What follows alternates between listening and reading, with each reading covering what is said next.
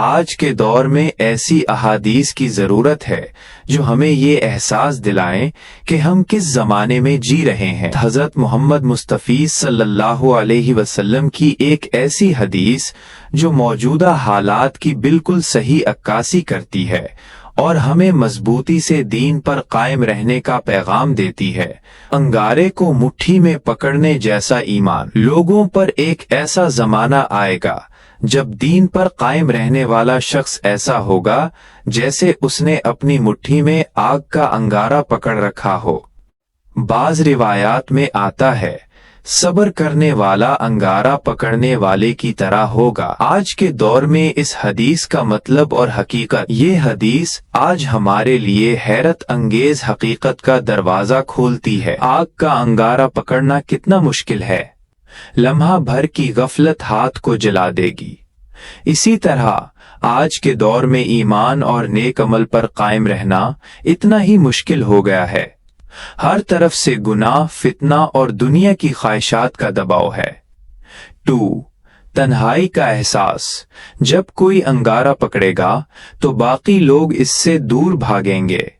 اسی طرح جب کوئی شخص سنت پر عمل کرتا ہے، پردہ کرتا ہے یا سودی نظام سے بچتا ہے تو معاشرہ اسے عجیب نظروں سے دیکھتا ہے یا اسے تنہا کر دیتا ہے۔ نبی اکرم صلی اللہ علیہ وسلم نے پہلے ہی خبر دی تھی کہ نیکی کا راستہ تنہائی کا راستہ بن جائے گا۔ 3. قیامت کی تصدیق۔ آپ صلی اللہ علیہ وسلم کی یہ پیشن گوئی اتنی سچی ثابت ہوئی ہے کہ آج ہر مسلمان خود اس کا تجربہ کر رہا ہے۔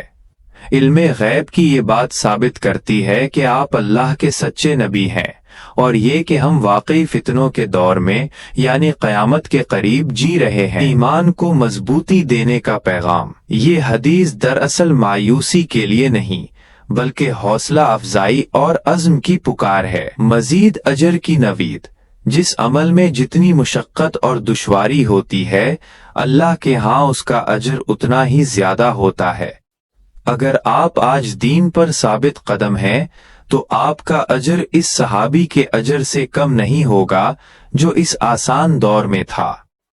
سنت کو مضبوطی سے تھامنا۔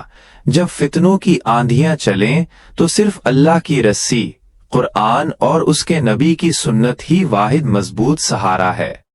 اپنے آپ کو نیک لوگوں کی صحبت، مساجد اور علم دین سے جوڑ کر رکھیں۔ اس مشکل دور میں آپ کا دین پر قائم رہنا ہی آپ کی سب سے بڑی کامیابی اور آپ کے ایمان کی سچائی کا سب سے بڑا ثبوت ہے۔